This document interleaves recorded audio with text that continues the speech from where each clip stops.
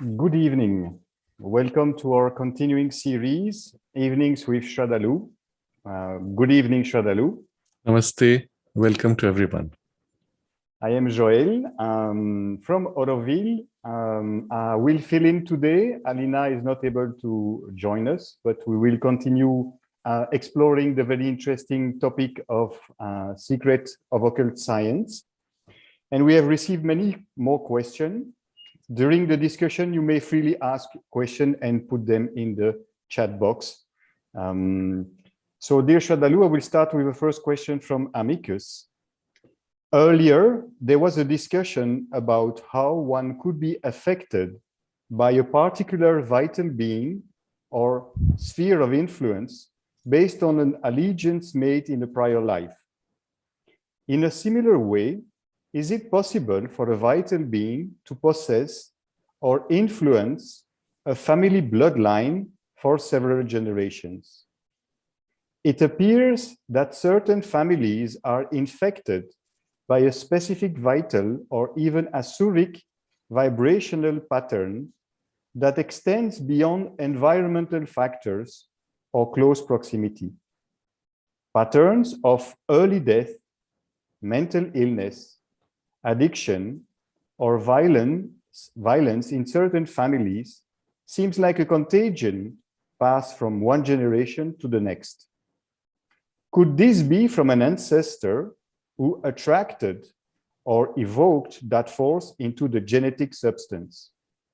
Also, is it possible for an asura or vital being to incarnate itself through the aggregate of a bloodline?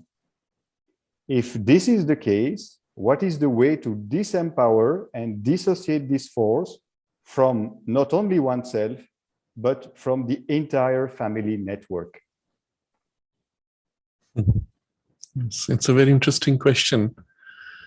It builds on some of the discussions we have already had. And so I would draw upon things spoken before. Before entering the question itself, consider what is transmitted through generations. What is this thing that we call genetic inheritance? What is the mechanism by which the substance embodies elements of that inheritance or transmits it? Sri Aurobindo has some interesting comments on this. He explains that it is possible to infuse psychological qualities into substance, that there are finer gradations of substance which can bind, and this is the mechanism, he says, by which psychological tendencies are also transmitted via inheritance.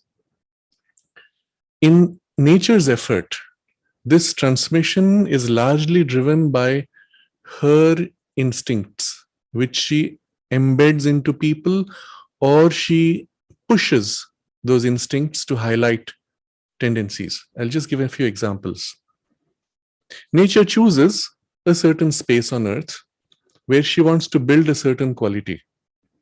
Of course, the space is already designed for it. Let's say a harsh climate where people have to struggle to survive in heat or cold or mountainous terrains where not much grows.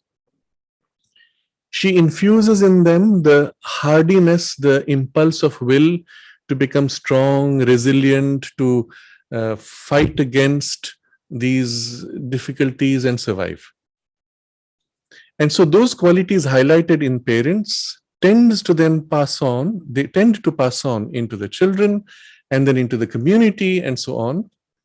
And over time, normally you see some changes within a generation or two, but over time, in a few centuries, the tendencies are so deeply embedded that the nature of the inheritance itself, even if the person goes elsewhere, will carry those elements.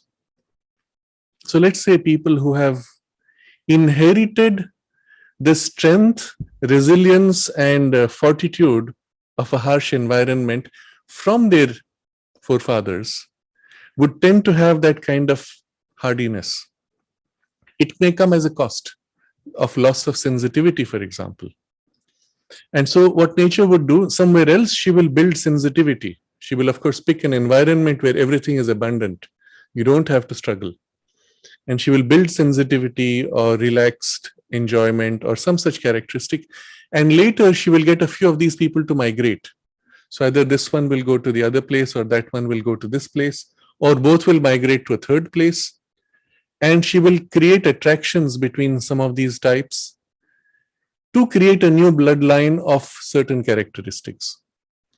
And for a long time, Sri Aurobindo observes, the last period ending about 2000 years ago, nature focused on extremes of specialization, but exclusive specializations. And subsequently, she began to mix, but building broad mixtures.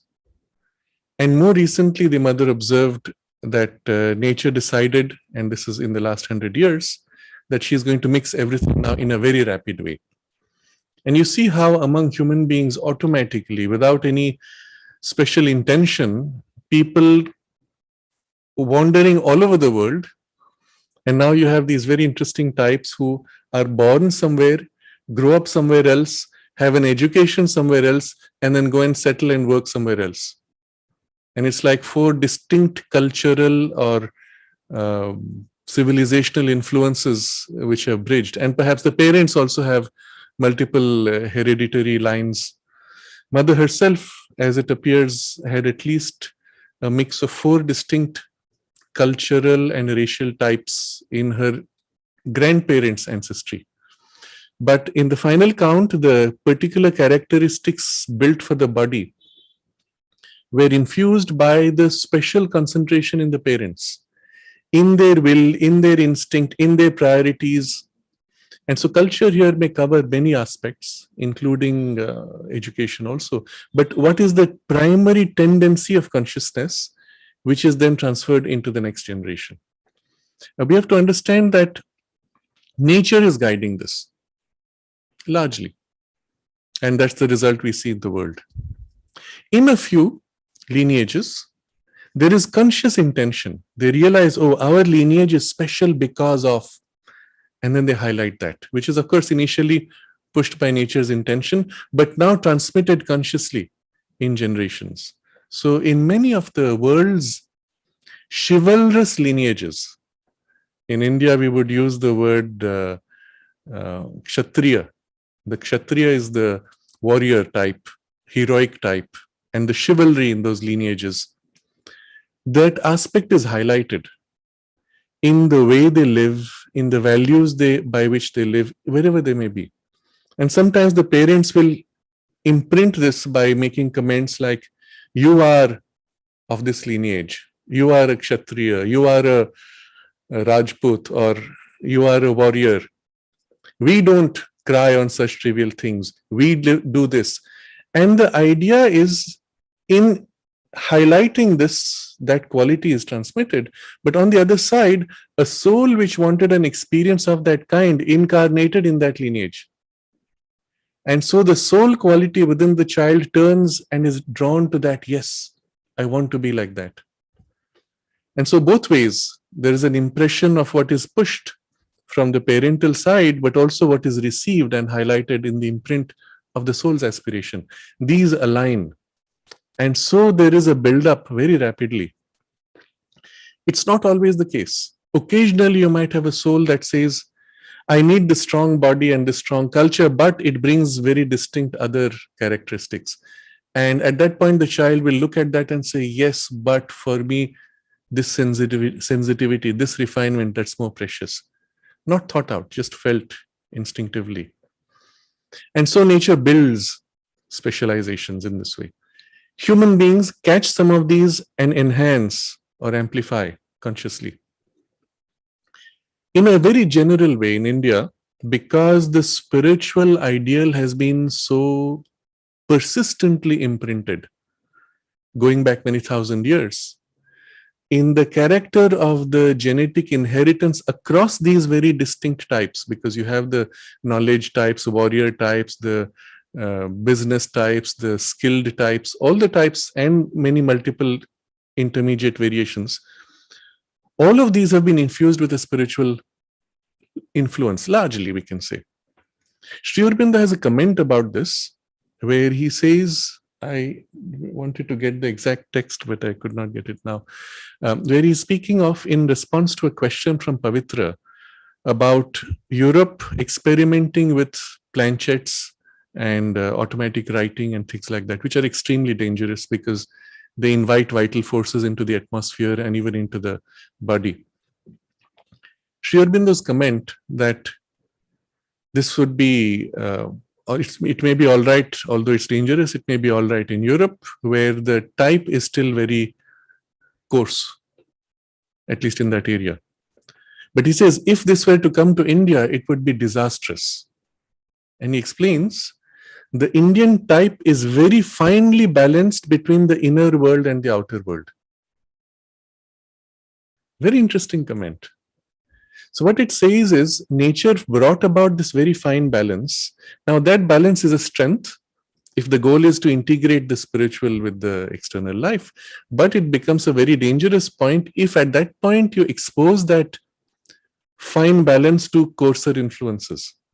Then you may swing violently into very dangerous territory.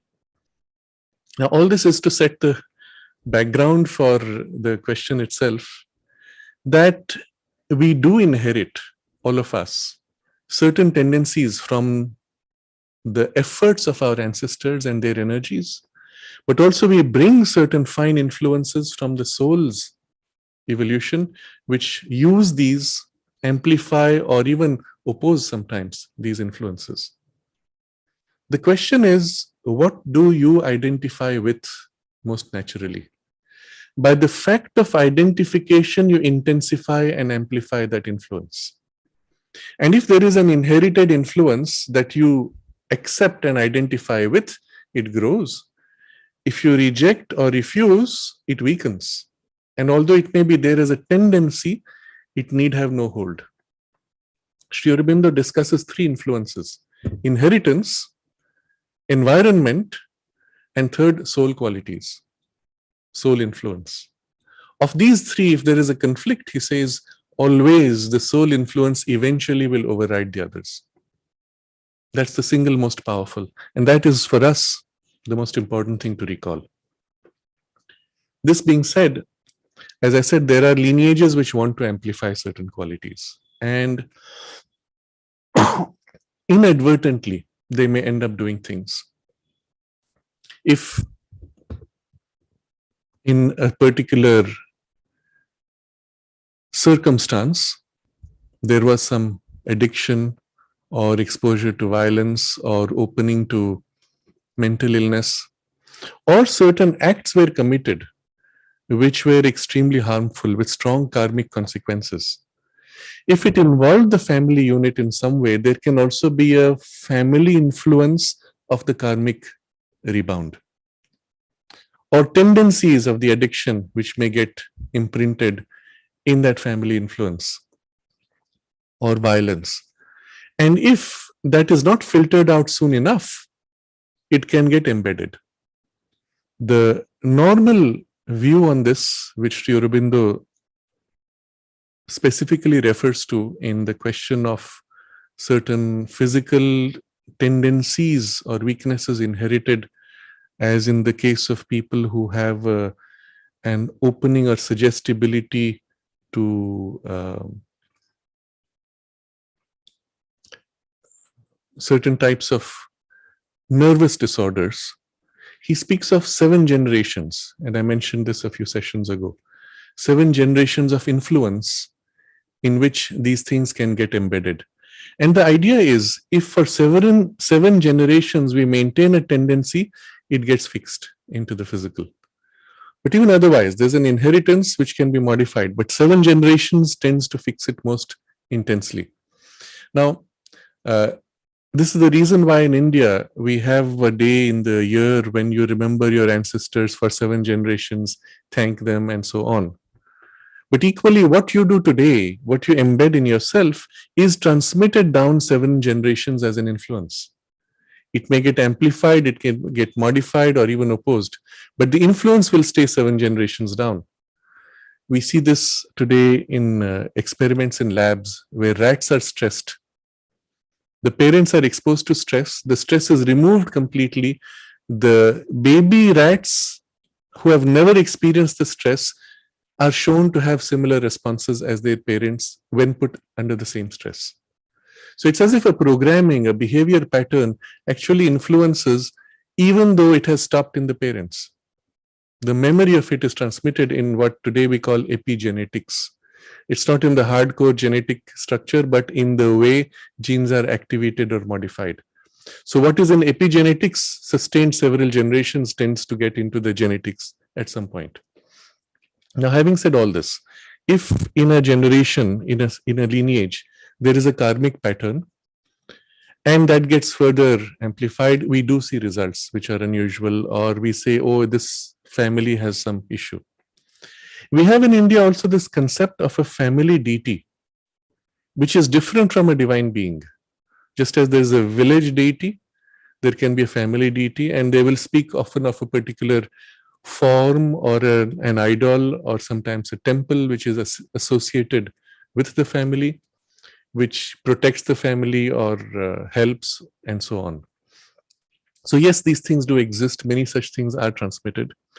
In India, you find certain family lineages inheriting psychological types, even intuitive openings, tied to certain skills, as for example, medicine or Ayurveda or dance, music, and so on, all of which are very useful when so transmitted.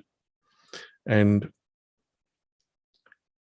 sometimes, though, the specific form of knowledge is lost, but the tendency and quality remains. And what is interesting to see, 2 or 3 generations down, it sparks and wakes up again. I had one example in mind of somebody, a friend who sat for medical exams in the conventional allopathic, missed by some half point because he was sick that day of the day of the exams, and so was forced to take alternate medicines, and he naturally chose Ayurveda. He had an exceptional skill, and one could see that he had the intuitive feel of it.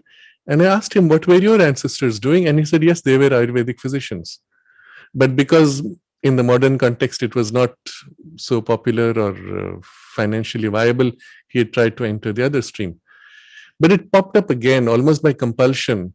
And so he's, in fact, today one of the persons in India who's regenerating the core knowledge of Ayurveda by going back to the original text from an intuitive insight and from a feel that is inherited in the lineage. Now, these are all examples of positive inheritance.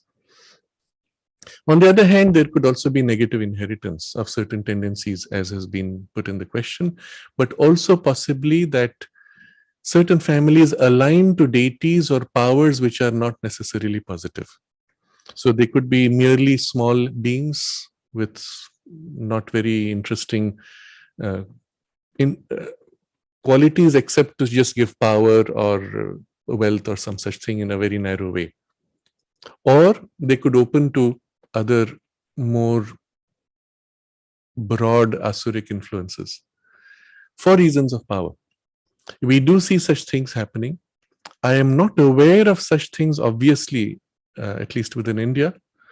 But in Europe, there do exist certain bloodlines, family lineages, who consider themselves to be as if owners of masses of humanity, an elite in a certain sense, and carry some of these ideas and energies of their ancestry. The result, of course, is that they have a certain power, they have a certain influence, but it seems to be largely asuric in character. In such cases, I have also happened to meet somebody who was one of the family members, but as a woman was not immediately in the power structure, was even kept out of the power structure. And I saw in her a certain sensitivity and an opening, a high idealism, even a very positive idealism, but the brothers who held the power were very different. So it shows that for whatever purpose, they did develop a certain receptivity to influences, but they chose consciously to turn it in a negative direction for purposes of power or otherwise. But that receptivity and the ability to hold, receive influence, or a refinement of that receptivity, which would be necessary for any mediumistic ability, would be there. What comes through may be very different. And that may be on a very physical level in the inheritance. So yes, it is possible that a bloodline builds a capacity to receive, but also orients itself strongly in a negative direction. It's also possible that there are lineages which inherit a strong negative karma as also a strong positive karma.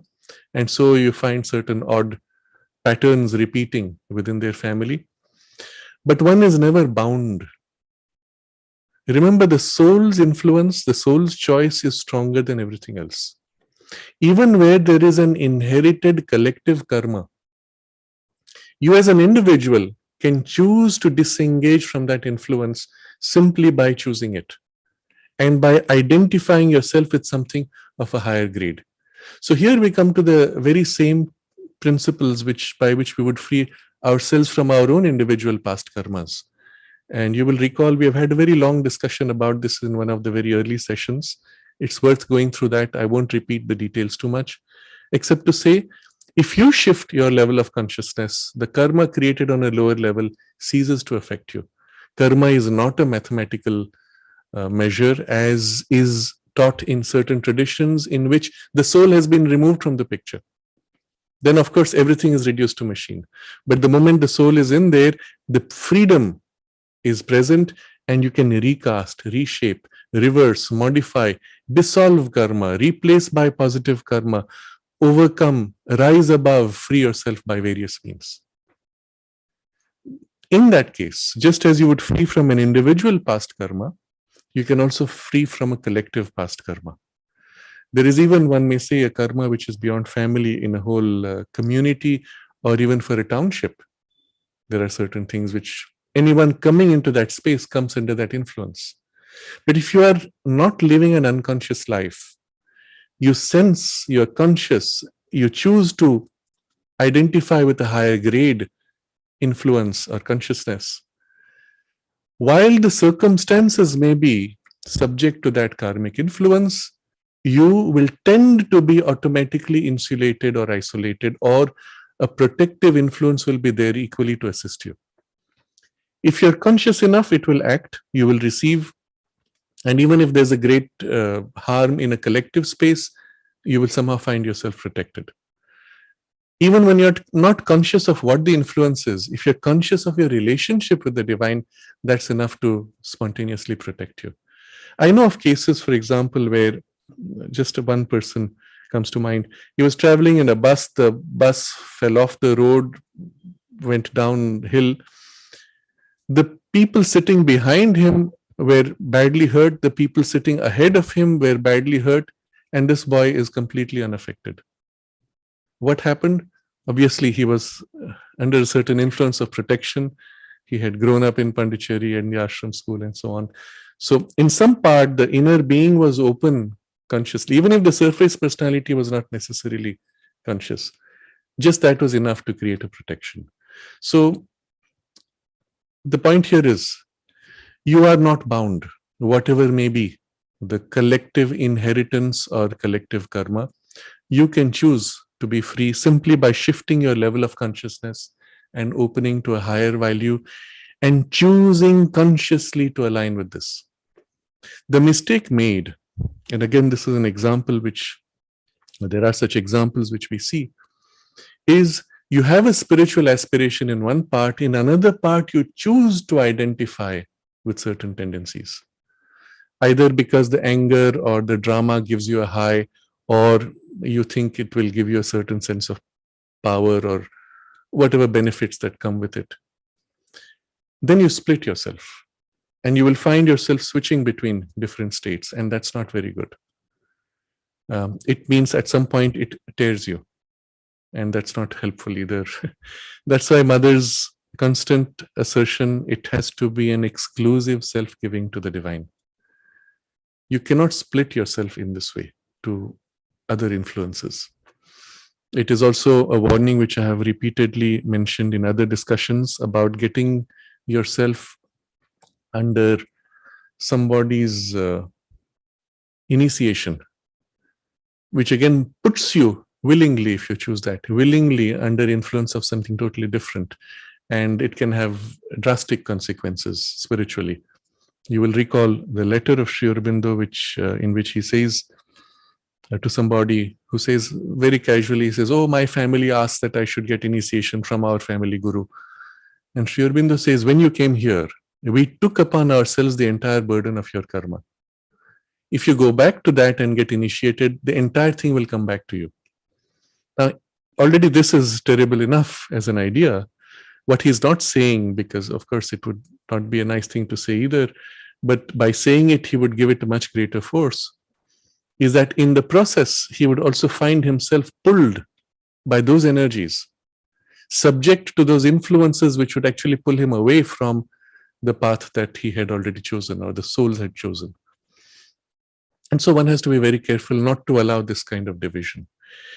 In the beginning, we all start with a central aspiration. It does not mean all of our nature is aligned to the aspiration. You will have parts of your desire nature, mental curiosity, which will go here and there. But the question is, are they centrally accepting the overall aspiration and the curiosity is superficial, in which case you're fine. But if there is a split, you will always know, you will always be conscious. If there is a split of something compelling, you have to consciously integrate and not allow that. As long as this is taken care of, you can easily be free from these kinds of influences.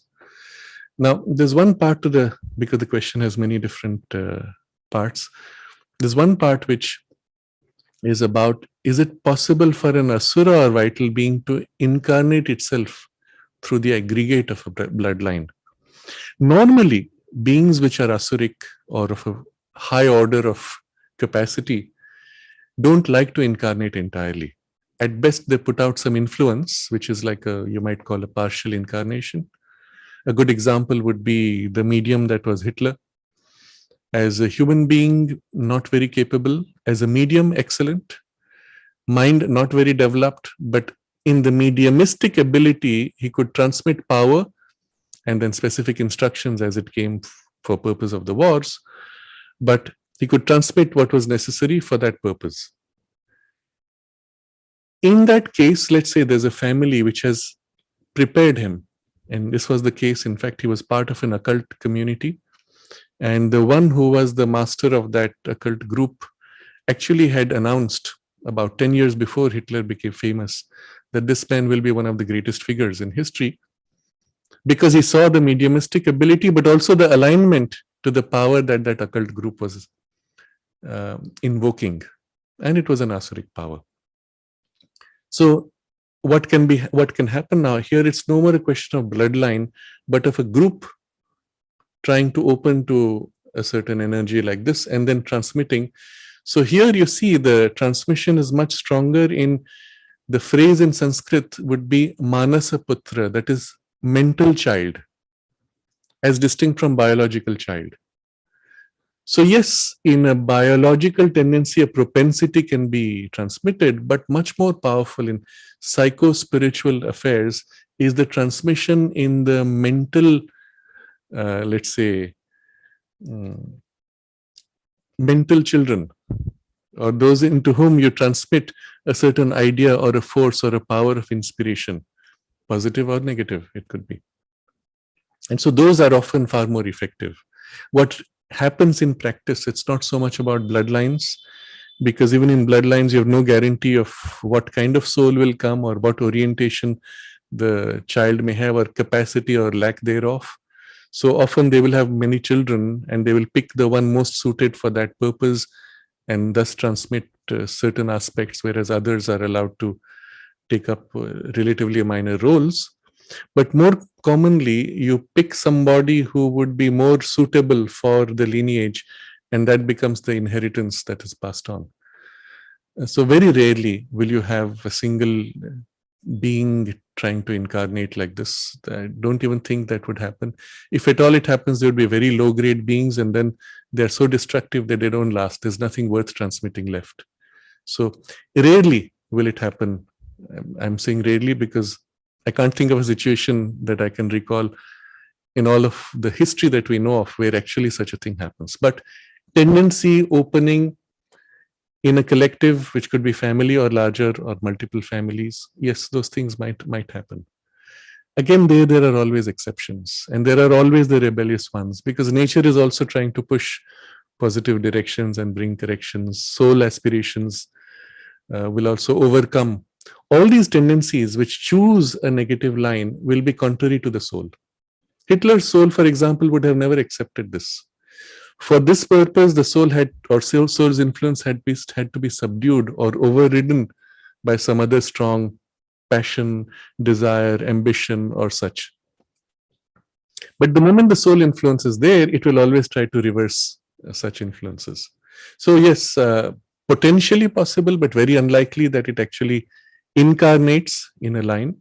But yes, certain bloodlines are protected for certain propensities and capacities. The same bloodline could as easily turn to a positive direction just like that because of the mediumistic ability.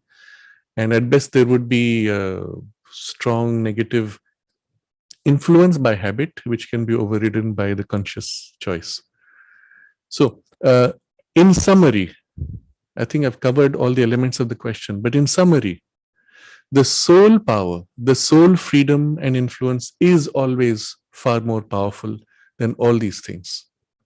And even if a bloodline has gone into a negative direction for a while, it can easily switch simply by disengaging and starting a whole new positive direction.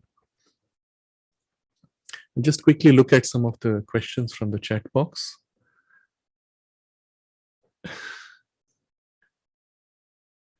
Aditya asks, Sri Aurobindo writes certain connections of Amrita being Moses or other Brihaspati, Hermes, etc. And what is this past lives or inheritance of qualities? Okay, this is more complex. So, because Amrita's name is associated with so many names, Moses, Brihaspati, Hermes, Michelangelo, Rudra, Pythagoras. I'm reading from Aditya, I have not checked the original text. Normal interpretation would be, oh, he was so and so. Possible. But also it is possible that the particular spirit of the divine or aspect of the divine which incarnated in those beings is now aligned to this vehicle. Whether that was Amrita in this body. It need not only be that it was the same soul hopping through all these. It can also be the lineage of the energy which you are linking to or opening to. So you will recall that there was a period in the ashram in the early stages where the mother tried to link certain individuals to over-mental gods. Of course, she picked those who had already a certain affinity as far as possible. But the link being made, they began to receive something of the force and power of those deities until she removed the links. And as a result, they were lifted or brought under that influence. So you can think of it this way. The sun, that is the divine consciousness, has so many branches or aspects, rays, you may say. On some level, each one of us is a ray of that sun. But also there are groups or aspects of rays, lights, colors of light, you may say. And some of us aspire for certain colors, and if the vehicle is pure enough, that quality of the divine consciousness is, yes, here's a good vehicle. I can work through this to manifest. Or sometimes a collective vehicle through which it can manifest.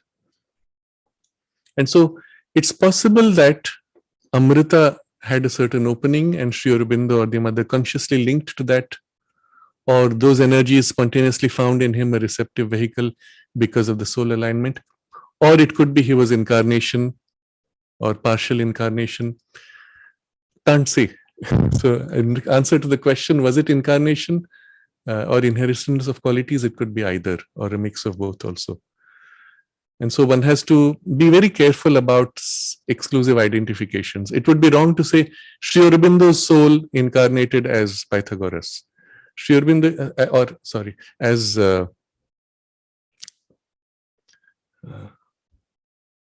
Leonardo da Vinci. It's not that Sri Aurobindo incarnated as Leonardo da Vinci or Leonardo da Vinci incarnated as Sri Aurobindo. Rather, Sri Aurobindo explains The source from which the main manifestation came as Sri Aurobindo, from that soul, a certain limited aspect incarnated in Leonardo da Vinci. Whether it was actually in an evolving soul vehicle into which this power comes, or it's actually a soul projected directly, those are details I cannot say, but both are possible in principle.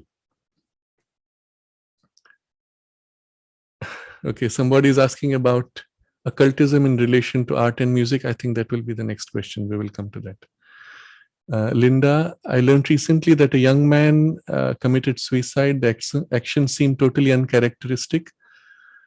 I have an impulse to open to his soul, but yes, suicide is never characteristic.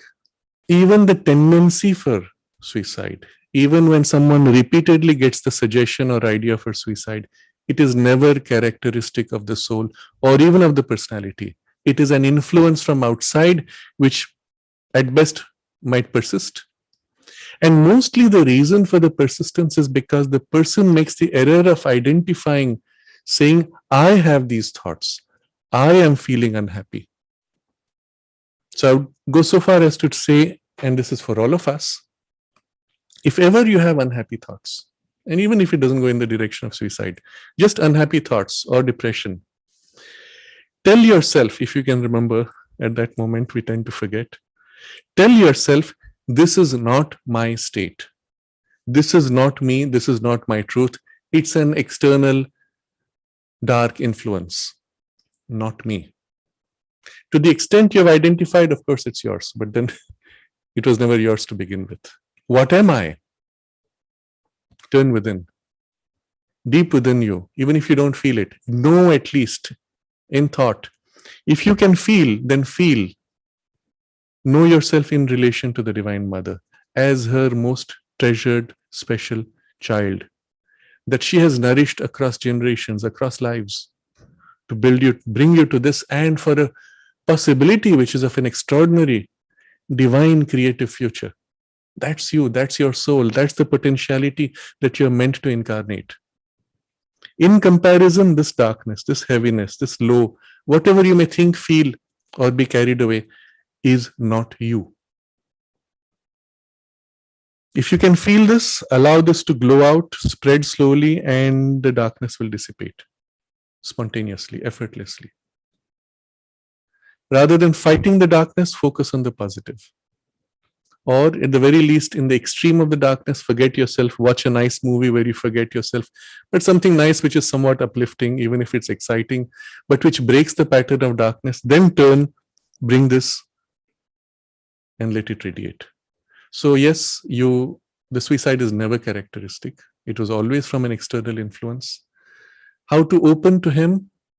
Difficult. But if you had a very personal, close contact with him, what you can do is at the least radiate love, peace, and soothing vibrations to the person you knew as deeply as you knew, closest to the soul qualities.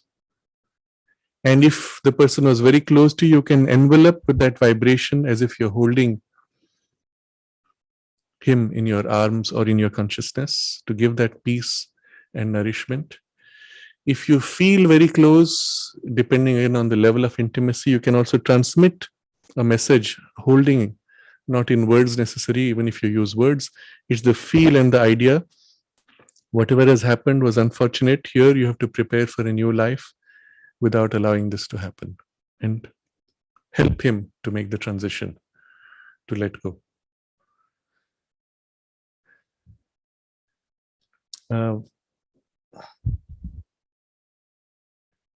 So Blue Lotus is asking about cult Rudraksha burns on the skin and starts skin allergy, creates heat and burns the skin. Is it occultism?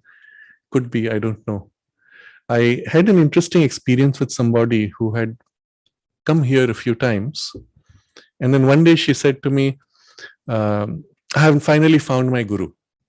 I said, and she mentioned somebody who was, in my opinion, more politically oriented. And it was, in fact, the person I have mentioned who walked away and the presence stayed, and he walked and the presence didn't go with him. So he had some lineage influence, but himself was not carrying it. And then she pulled out a little metal icon of Krishna image hanging around her neck and said, "This is his gift to me." And because she pulled it out and showed and insisted that I touch, I don't know if I touched physically, but just seeing it, the vibe, it was totally empty. It was nothing. It was given by somebody, but had no spiritual content at all. Normally, when somebody gives you a spiritual gift, especially of something to wear, there's always a content transmitted. What is the quality of content transmitted depends on the consciousness or the lineage that they carry. There could be occult influences, but Blue Lotus is asking certain cult Rudraksha. If it is something like that, I would recommend don't expose yourself to any influence that does not align to your deeper psychic aspiration. If you feel uncomfortable, pass it on, give it away, give it to somebody where it will not serve any, it will not have any such effect, or just discard it if it is not very expensive. If it's expensive, sell it away, whatever it is. But if you feel uncomfortable, simply stop using.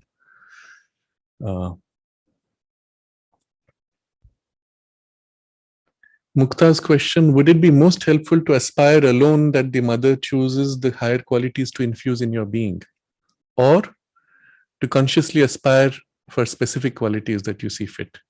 Both are valid. So in a given situation, let's say you're preparing for some work, you need a particular quality of calm, of insight, or of strength, or resilience, whatever it is, or wealth. You can, of course, you have a right to ask at any point, and do ask. Because in the act of asking, you open to that help. Even if she's trying to give you that, the fact that you are more conscious of the work ahead of you leaves you somewhat closed. And the fact of turning to ask opens you. And perhaps that's exactly what she was trying to give you anyway. So certainly ask.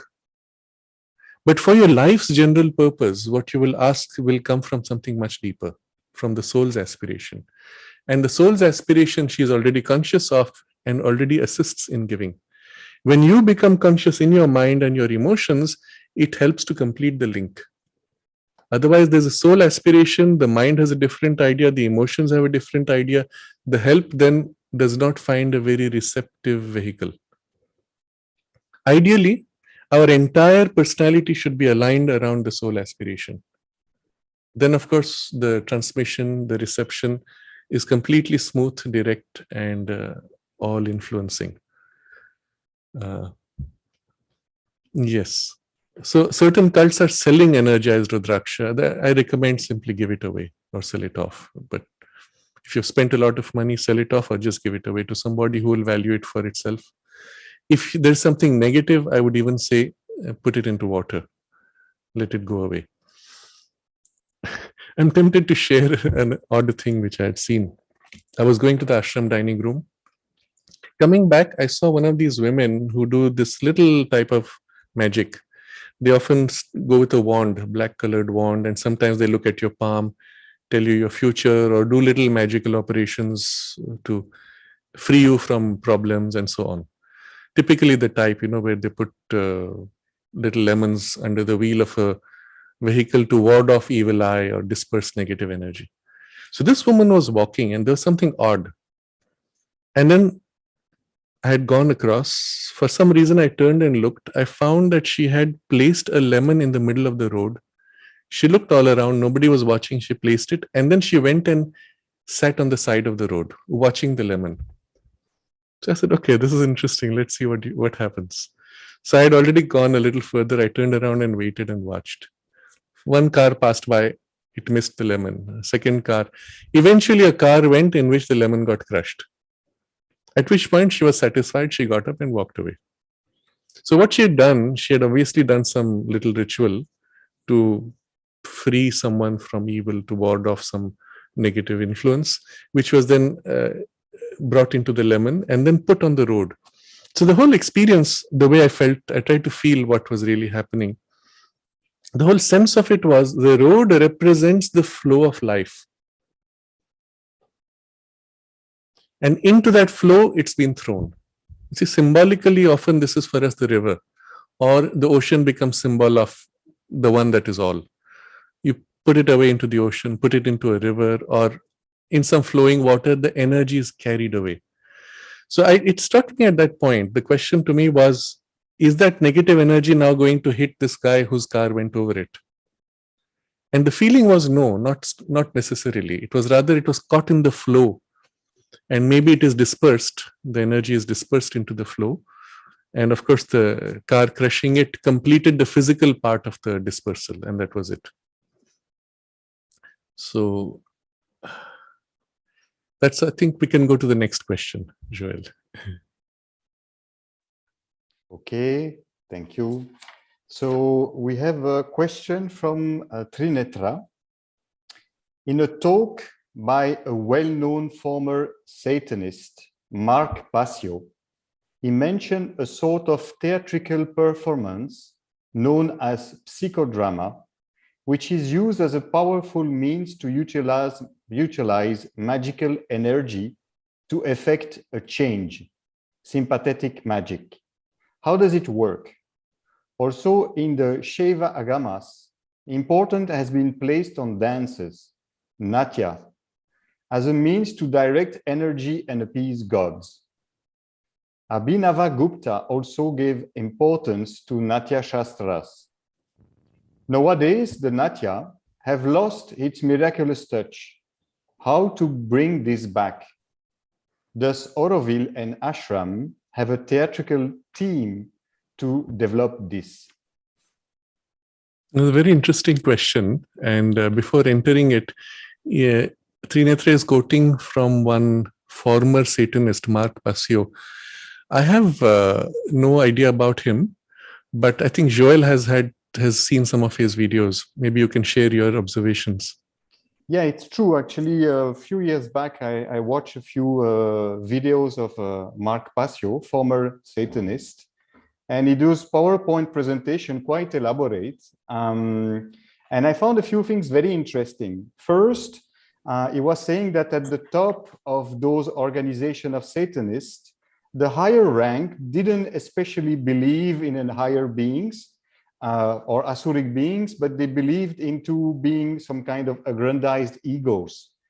What I found also very interesting is that he was explaining what were the values or qualities of those groups, and they were those I had seen in Sri Aurobindo, but inverted, perverted, reversed. Like for the Asura are reversed qualities of the origin.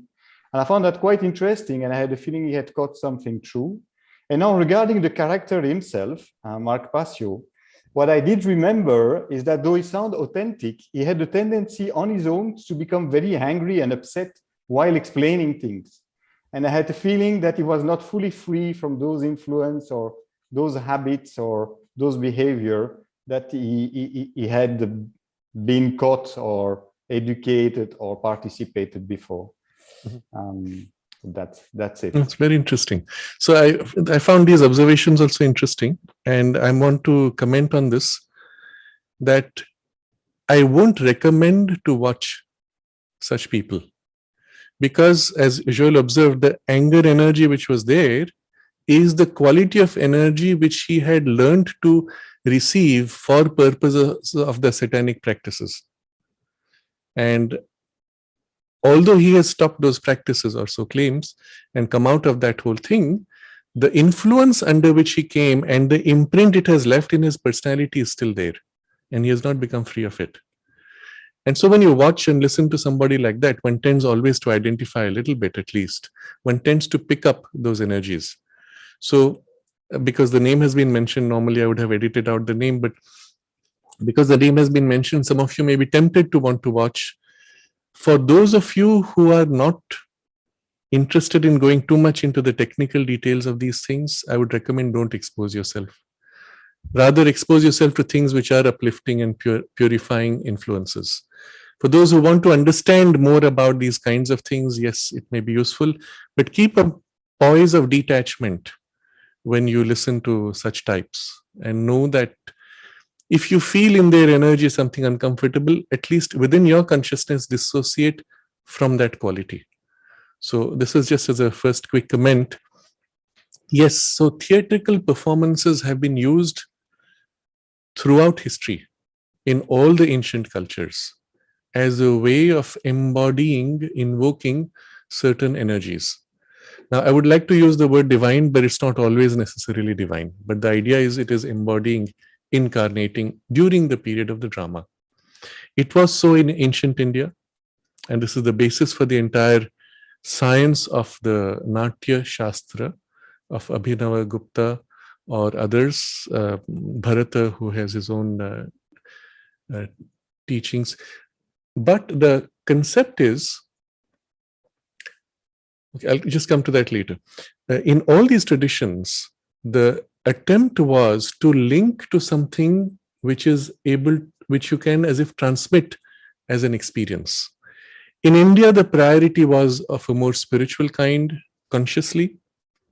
And that's why you'll find a lot of the traditional dance forms or theater forms will have stories which are spiritual or have a strong spiritual backdrop. In the Greek tradition, you had the same thing. But there it was reenacting in human form the conflict or play between the Greek gods. And you'll find even in their history, there is the record of who was aligned to which deity.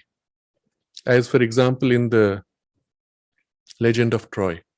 It's not a legend, it was a historical event. Prince, Paris, and then Helen, the various other major players, each has in the story a link to one of the Greek deities or gods. And the conflict between the gods is replicated in the human conflict. This is a fact of history, not just in Greek traditions all over the world. The question is how much the connection was, and there were certain strong historic events, which were turning points in history. And at that point, often these were very strong incarnations. At other times, they can be mild. So, yes, this is the case, and this is the reason for many of the religious dramas, which you see all over the world also, in various religious traditions also. The attempt is to open to a certain influence in order to incarnate or to manifest or to relive. Now, when there is a reliving of a drama where the divine consciousness overcomes the darkness or defeats the asura, the whole dance or the theater is around that. You can feel in the final conquest the turning of the tide of energies. And within the audience who is identifying with this whole experience, there is as if a liberation and a purification. When initially the asura plays out his game in the story, in the narration, you also identify with all those tendencies because they are rare within us in some way, that exaggerated force of violence or anger or domination, ego assertion, etc. And there is a kind of a vicarious participation, which is the idea behind the Greek concept of catharsis. Because you are not directly living it, you're observing it lived, you can dissociate from it and so find a kind of a freedom from it. So that also takes place. But those elements are as if brought into awareness within you. Then the divine consciousness and energy or deity comes, power, and the struggle and fight, which also plays out within you in a way. And you're conscious of that. And then eventually the defeat of the dark and the full emergence of the light. And you feel yourself exalted and purified and lifted and so on. And this is the intention in such dramas. So the question is, the Natya or the dramas, the theater has lost its miraculous touch. How to bring it back? No, it's not lost. It's just taken a different direction. Every theater is effective because of what it can transmit. If you watch a movie, you will feel a certain quality. Let's say there's a experience of pathos, grief, suffering, you feel almost brought to tears. But if you go into the setting of a theater and the players are enacting the same thing, the transmission is so much more powerful. You'll find yourself overwhelmed with the grief. And the greatness of the player will be when he can overwhelm you truly, because he is overwhelmed at that time.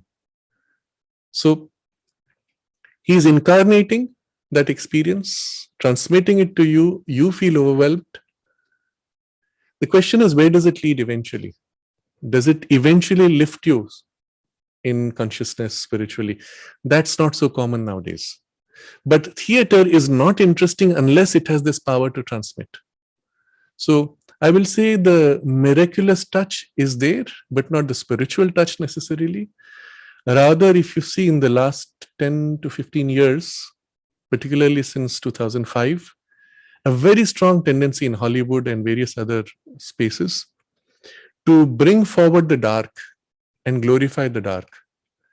And those who represented the light and the truth are turned into some mix of gray and blur. And this also has its effect on people, on humanity, certainly has a power to transmit or inspire negatively, of course. So my point is, the theater has not lost this power. Of course, it is now mixed with cinema and television, etc. But I would still put it all in the same category of theater. It has not lost its power, it has lost its idealism, which also maybe you can treat it as a phase. And the question is, can you bring back a higher idealism? Yes, certainly. The mother herself did this in the ashram, that with the young children of the ashram school, she organized these plays. She took Sri Aurobindo's plays and had them enacted. They would play out these different roles, and she picked individuals for those alignments. Very interesting. In consciousness. And she transmitted even sometimes those experiences, especially when it was an uplifting type. And there was one individual that she picked for the role of Polydeon, high priest of evil, and then later gave him the role of Poseidon as evil incarnate as the Asura. He played the role very well, identified with the role, and then she called him and said, be very careful not to identify with the negative force. It is dangerous for you. The reason it was given to him was because he had already that propensity. In fact, he's the one who asked many times questions to the mother, why don't we use occultism in the ashram? And mother said, for what? She said, oh, to gain power, because that alignment was there. And the attempt she made was for this person to, while playing the role, to separate from that, because you're playing a role. It's not real.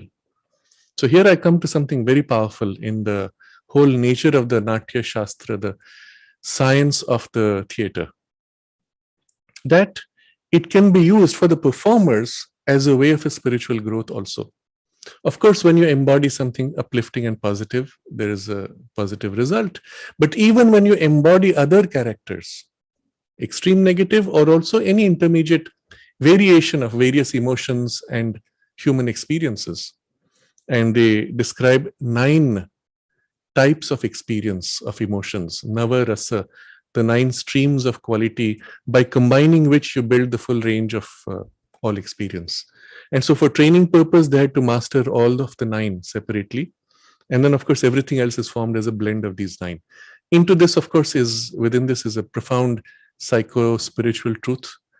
Just as we have seen in other discussions, all of nature's operations can be reduced to a combination of the 3 gunas, the tamas, rajas, and sattva. We have discussed that. Similarly, all emotional experience can be reduced to 9 essential, and all else being combinations of these. And then you are taught to master each of these 9. But the training for mastery is that you should be able to evoke that emotion, enter into it with full intensity, and then be able to disengage, and then switch to the next, full intensity, and then disengage, and so on. The result being, you are learning not only to identify, but you're learning to disengage after identification. Now, within this is a profound truth. It's as if the soul is putting on various personalities of each life. Now, when you play it out in a theater where there are more complex characters, you have to build the complexity of the character by combining these different qualities and intensify the full character with the combination of qualities. Having intensified, you then disengage and come back to yourself.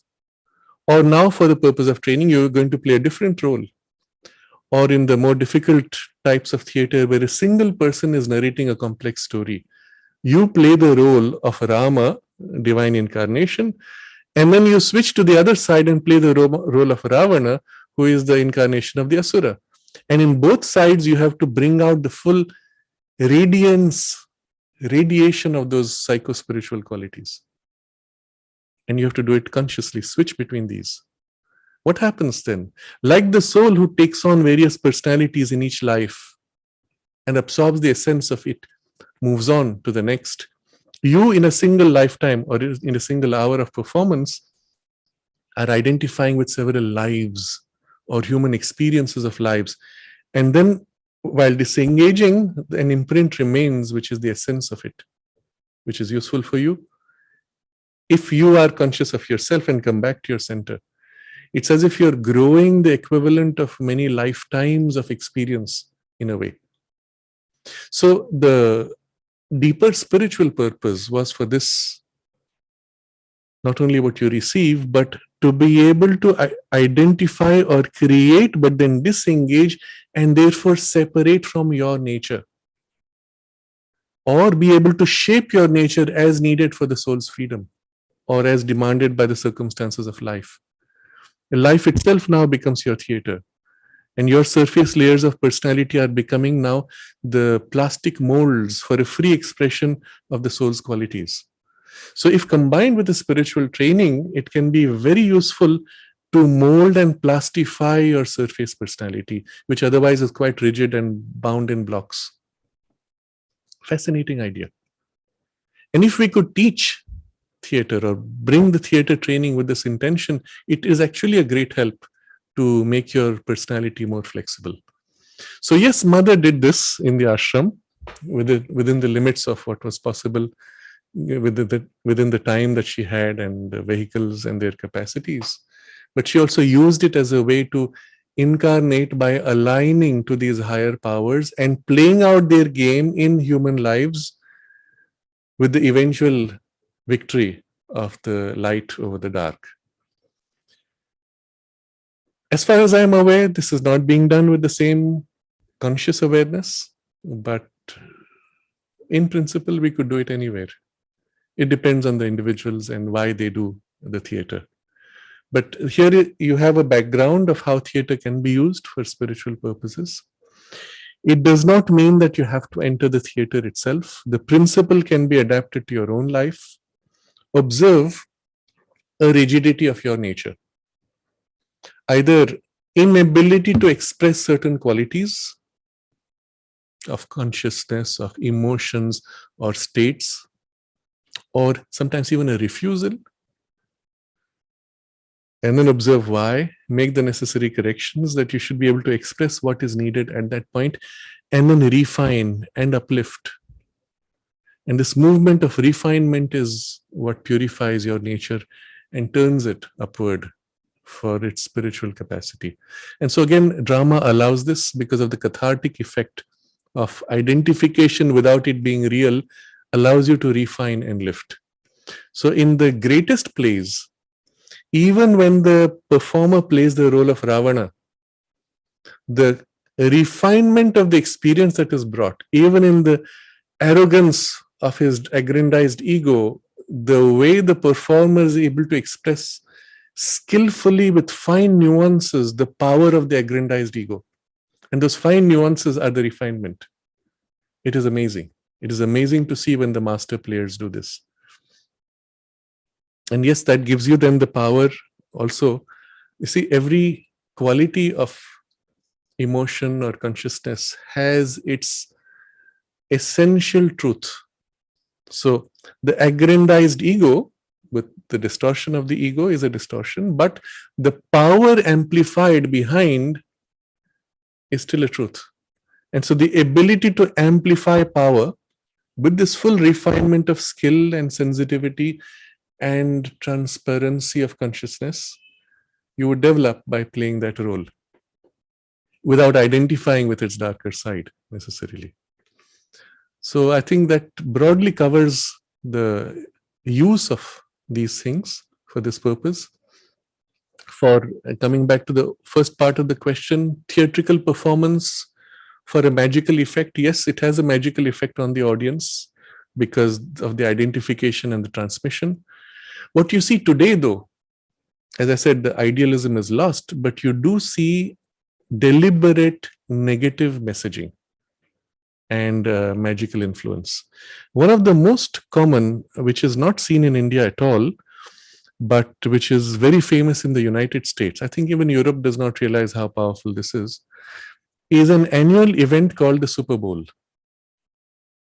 This is like a very big play of sports.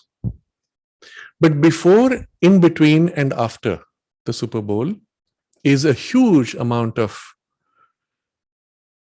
I will use the word asuric invocation associated. So in the middle of the break of the game, when everybody is in a state of hyper excitement, there is the break in which there is a video performance or a live performance, I don't know how it's always done, in which there is always a satanic performance. And the idea is to catch people in their most vulnerable and excited state to infuse these qualities. And sometimes the messaging is so clear, so obvious. The effect is so large because, at least for a while, it used to be that the largest number of people would tune in to watch live on television. Everybody would come under that influence. At the same time, on that same day, the day is also picked for a reason. They have a lot of other darker things, including human lives which are sacrificed and such things. So it's a very peculiar, very dark, deliberately invoked event in which they try to hit the maximum of these. The similar thing which happened in Europe, there it's much more to a select elite because common man would be too shocked. And you will find it online. There was a tunnel which was inaugurated in Switzerland.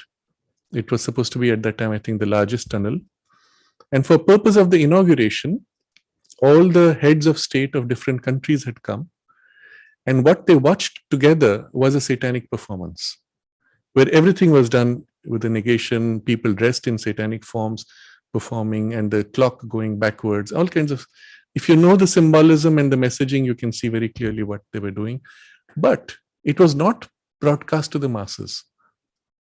They were doing it for themselves. Here were the elite of Europe, including political elite, who were part of that whole system. And they were offering their thanks or invoking that influence on a public event. And it completely passes through the radar because mainstream media does not speak of it at all. So yes, these things are being done.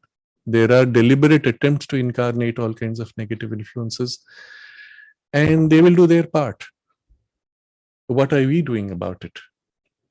Are we incarnating positive influences? Well, most of us, I think, will not be in theater, but at least in our individual lives, are we incarnating positive influences consciously, or in our spaces around us, in the field of work that we have?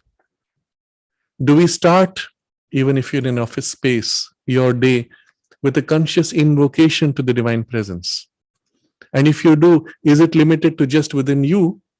Does it extend into your work? Does it extend into the entire workspace? It's even possible, and should be the case for those of us who are in a conscious space of work, that all present consciously concentrate before starting the day's work. And it can be done in an office space. So the mother had instituted this pattern in the ashram school, that the school begins every day with 3 to 5 minutes of concentration, during which time, through the public address system, something either of mother's music or Sunilda's music or some chant, something is played. In the classrooms, children sit, eyes closed, daydream, Teachers sit, perhaps daydream, I don't know. Some of them perhaps do pray. But for the bulk of it, it was never explained to us. We would just say concentration, and that's it. But when you become conscious of what it is for, you can teach the children, or within office space, you can declare what is the intention you have, that all of us gather for this larger purpose. If it's in the school, so that my mind may be concentrated, that I may learn, that I may grow in my capacities. In an office space, the work for which you are all united, that this work may move forward, and each one of us invokes the help of the divine consciousness, formulating, if needed, that we will do it together in harmony, with love, with devotion, with commitment, with intensity, with skill. You may articulate as you want collectively or individually, but everybody aligning in concentration will make a huge difference in the entire environment and space. I'll give an example here, which I just came to know recently. Some time back, I was in a retreat in Europe, and we were in a hotel, which was a ski resort. Not very interesting place, not at all uplifting vibes, very ordinary, very superficial, even coarse. And because we were having certain spiritual discussions or practices, as part of the retreat, we made it that for the lunch and dinner, when we went for food, it would be in silence and in concentration. So all of us, we go to the hall, we're sitting in concentration, and the food which would be brought would be kept there, and sometimes the waiters would come and assist. And it was very interesting to see. First of all, the owner of that hotel said, "Oh my God, this feels like a temple," the space where we had our sessions. But what we came to know later was, in the kitchen, there were 5 people. Every day, every time, they used to quarrel and fight and shout at each other all the time for years. But during the time that this program was on, because we were all in such stillness and concentration, the waiters and the kitchen staff and the cooks, they were whispering among themselves. And there was no conflict, no fight, no struggle. Everything was moving smoothly. So they shared that with us recently. I was interested to see that. The effect that a collective can have when we invoke thus on the immediate environment is enormous. So while it's useful to understand that, yes, there are people who do these things, so that you can be, well, consciously disengaged from those influences and to understand why the world situation is so bad. On the other hand, what are you doing about it? Well, start in your own space. If nothing else, within your life, within your workspace, if possible, within the entire office space, within your home, if possible, at least in your consciousness, as you invoke the presence in yourself, let it fill also your home, and then consciously intend for it to spread all over, that the divine influence may fill all humanity and influence all. In the Buddhist tradition, this is a very common form of the prayer, to consciously pray for the well-being of all. It's not so common in the more Vedantic traditions, because that tends to be much more individualistic in its character. But you can recognize the principle here, consciously do that. And if possible, within your group, do invoke, do build the positive atmosphere.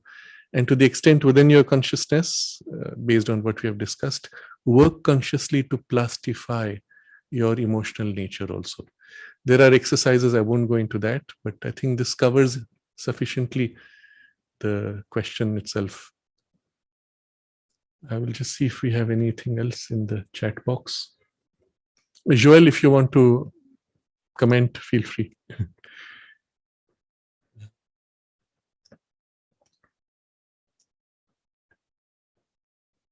Okay, there are many questions which are somewhat outside the scope of our discussion, but I will keep them for another time.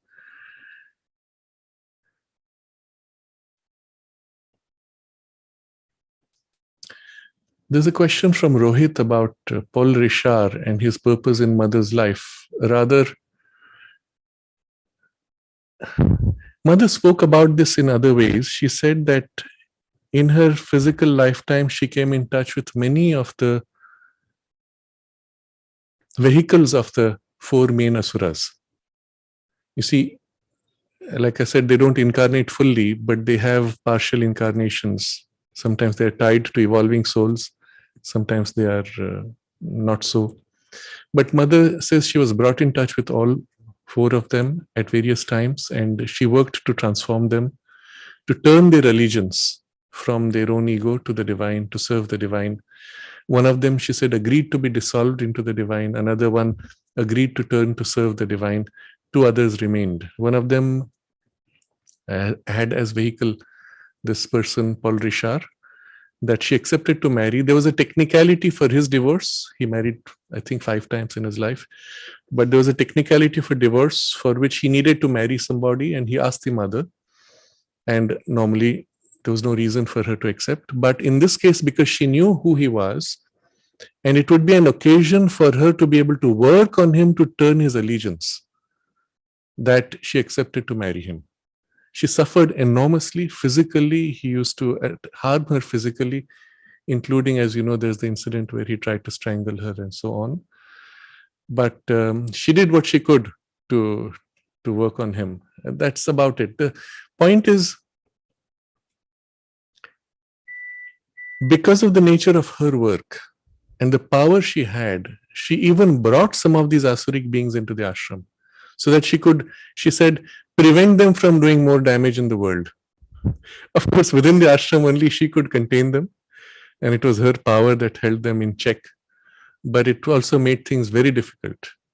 The whole circumstance of the ashram would have been far simpler if she had just brought in sadhakas with spiritual aspiration and none of the difficult types. And Sri Aurobindo says it would have been very simple, but the bigger work they had to do was to transform human nature, which is not the case in the more ascetic yogas, for which purpose they had to allow certain difficult human nature types to come in order that they may be transformed under the yoga force. And as a result, of course, it would help a very large part of humanity. So this was also the case. There were others in the ashram who we know specifically were embodiments of some of these asuras that mother had kept close to her, sometimes the closest to her, and she had to work on them as a result. And yes, that's part of her larger work. Now, one more question from Aditya. Do you think it is advisable to identify with certain characters while carrying out activities of daily life to develop new qualities?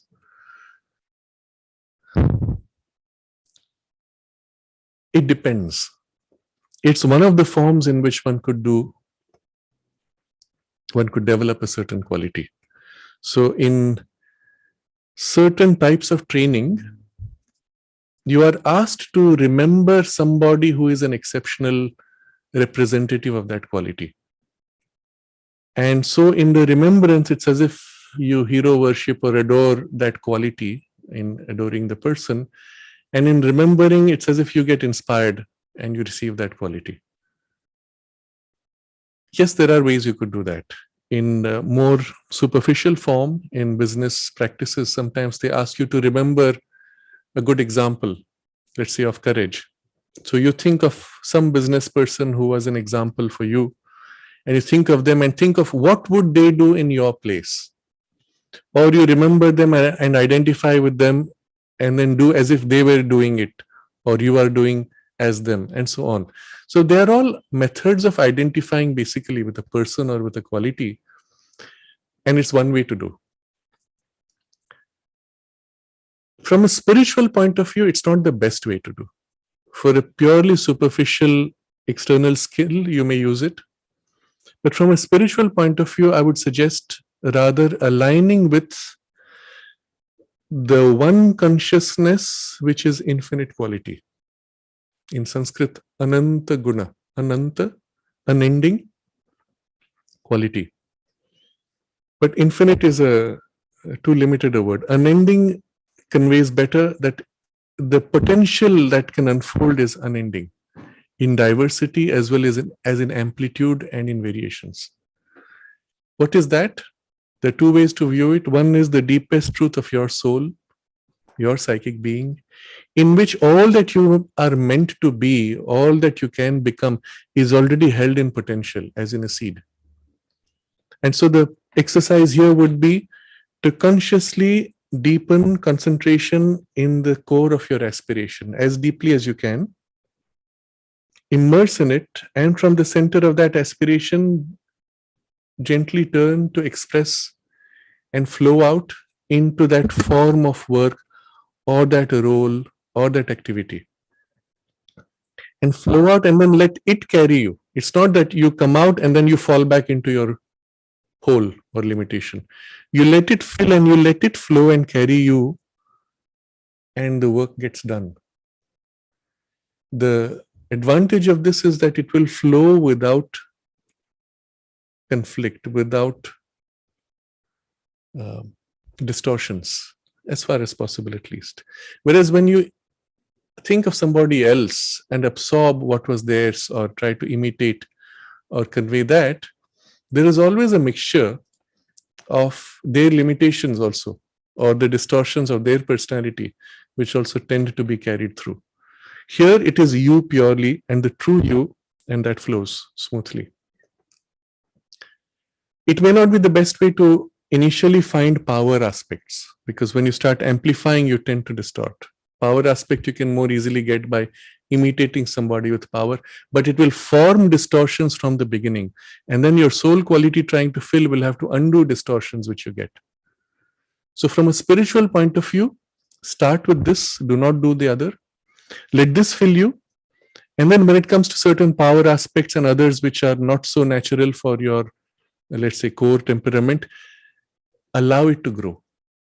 So from purity to strength, you will not have distortions. If you catch strength without purity, there'll always be distortion. Certain natures are like that, where the strength is stronger, purity is less important, knowledge is less important. Well, then let it fill the inner experience.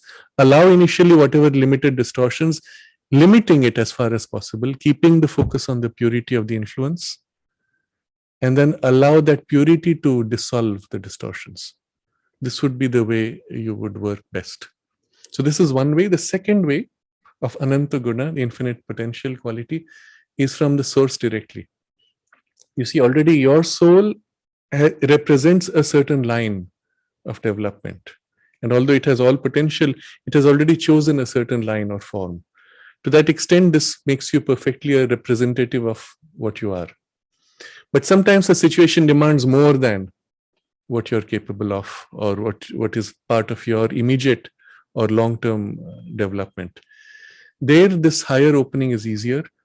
There you start with either conception or the opening in heart, in love, in self-giving to the divine who is all quality, the sun of all potential, all power, all knowledge, all love, all strength, all beauty, all perfection, all skill. Conceive in the way that you feel, or identify as completely as you can, or open yourself as completely as you can, whatever way is natural for you. And then formulate if it helps. This is what I need. You act through me. You work this out. You do. And carry me. And a similar movement, now not so much in to out, but more a descending movement of inspiration. And then again, you allow yourself to be carried, keeping yourself as transparent as possible, allowing the action to take place. Remember, initially there will always be distortions. Depending on your nature, you will halt with the distortion, or you will say, okay, we'll deal with it as it grows. And over time, you learn to dissolve more and more the personal elements which distort. Trust that you will gain, but start with whatever is possible. And in this way, bit by bit, you will find you can fill yourself with extraordinary capacity. Sometimes, just because the situation demands it, an extraordinary skill will come through, work itself out, and then withdraw. And afterwards, you say, how did I do it? I can't do it now. But it shows you what is possible when the inner influence or the higher influence is strong. You may or may not choose to develop that skill further, but at least for that situation, the help was given to you. I think this...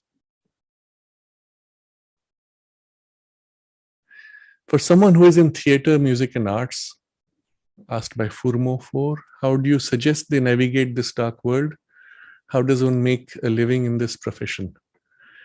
Well, first of all, change the idea that the world is dark. Don't think of it in this way. The world is Satchidananda. It is divine substance, is manifestation of the divine. Darkness is a superficial, temporary cloud at best. And even that serves a purpose because it forces us to wake up and not live by instinct or by mechanical or limited tracks. It breaks our superficial limitations, forces us to grow. To that extent, it serves a purpose. But the world is not dark. Darkness temporarily can fill as a cloud, but that's not the nature of the world. And if the true nature of the world is light, then to bring out the light should be this always, the more powerful influence, the inevitable influence, and the easier influence. This faith, this conviction, we have to deeply embed.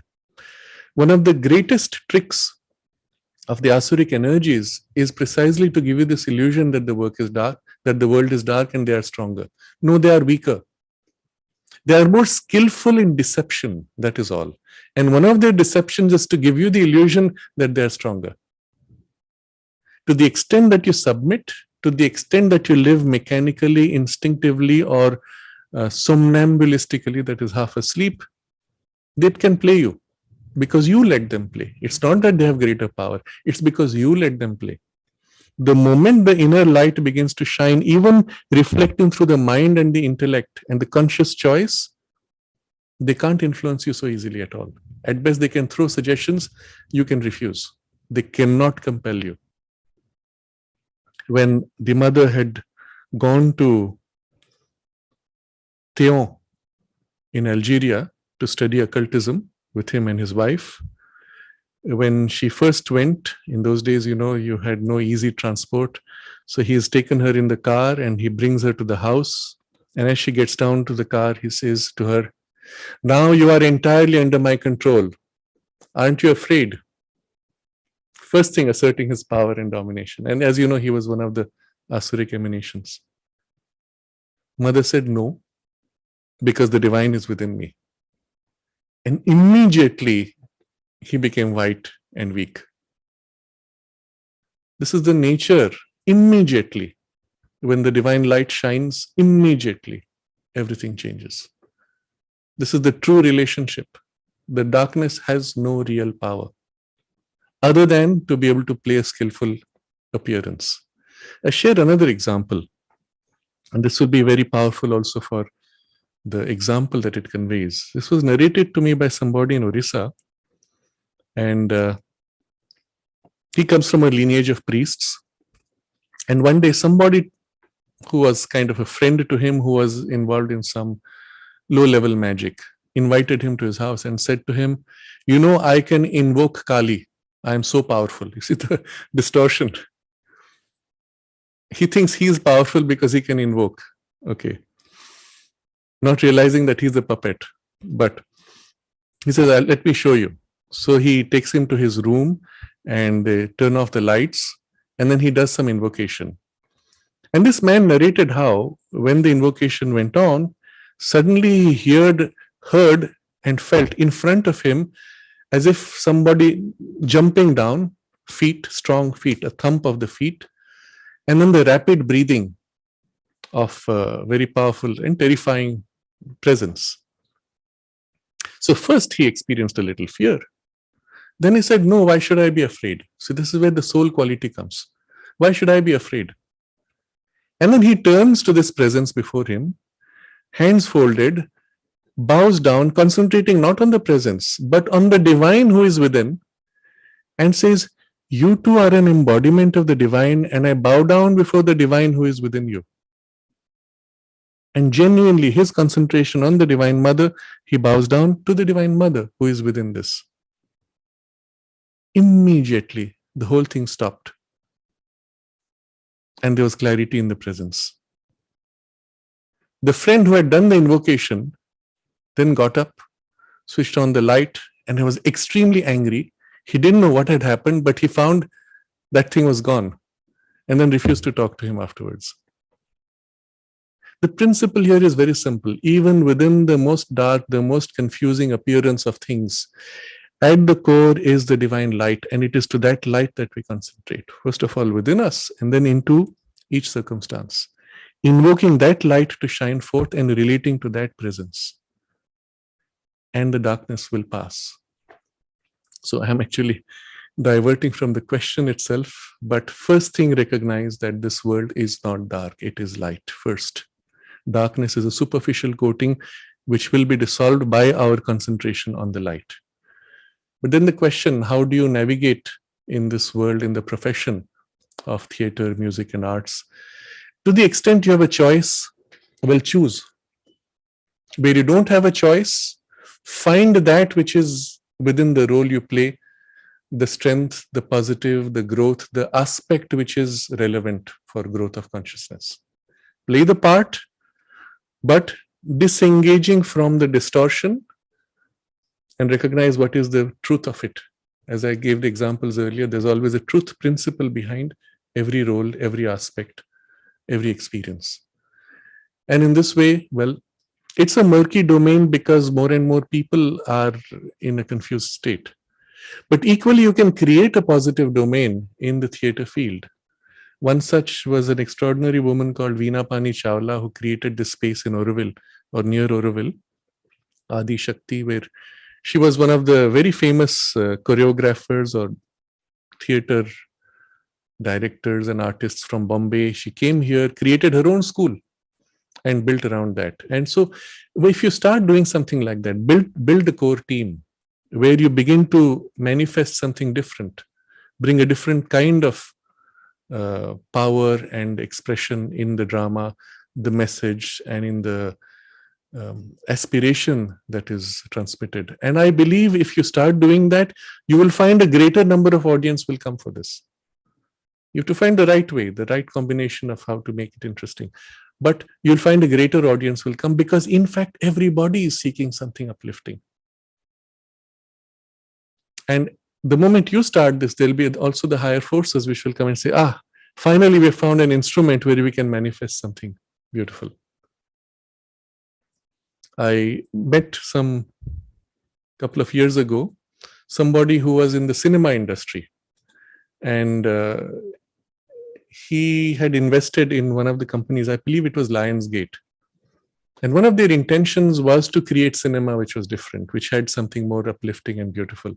And he said we could do it till about 2003. And then all kinds of other influences came in. And so he said we withdrew.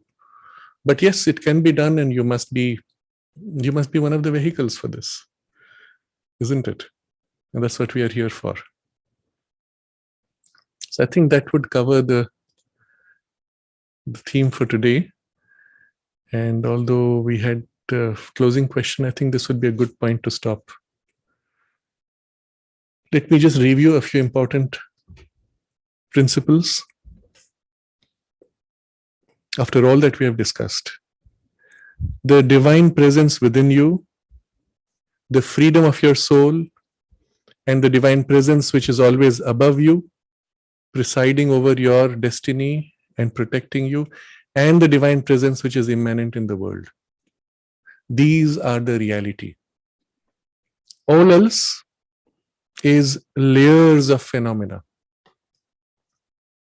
Appearances which are dark are always superficial.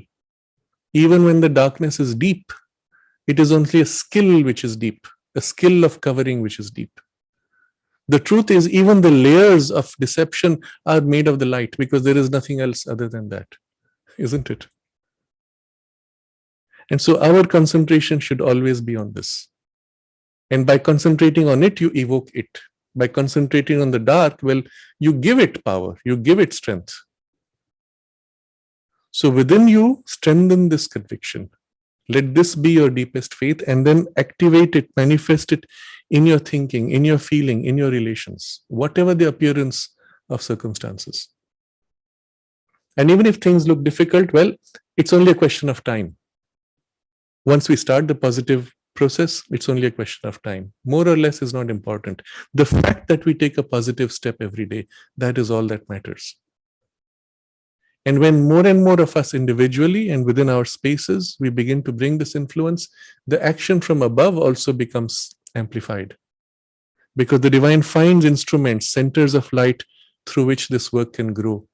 And the amplification is exponential.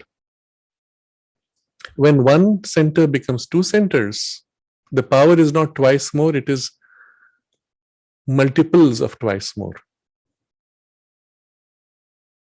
Because that's the nature of the action. And so this is the work for which we are born.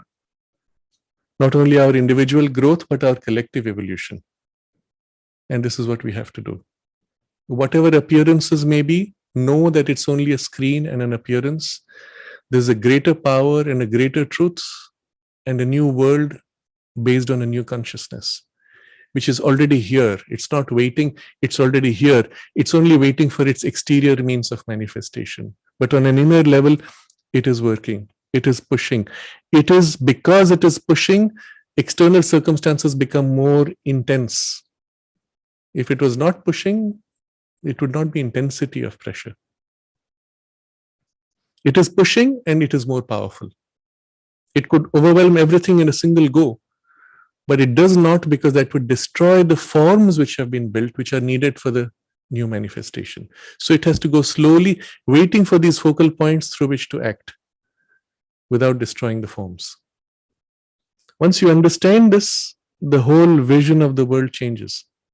And this is what we have to hold and not get deceived by appearances. Whatever the appearances, play with them, do what is needed, but hold this as your vision and as the certainty.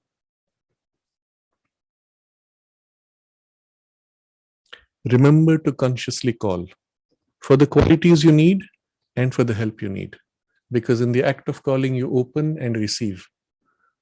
The help is there, but you have to open and receive, and the act of calling becomes necessary for that. So together, as we are right now all over the world, let's consciously invoke as a collective vessel. May the Divine Mother fill the world with her light to awaken all, fill them with her love, and heal the conflicts, bring strength, bring knowledge and love everywhere. That the new world may be born within us, around us, in the world.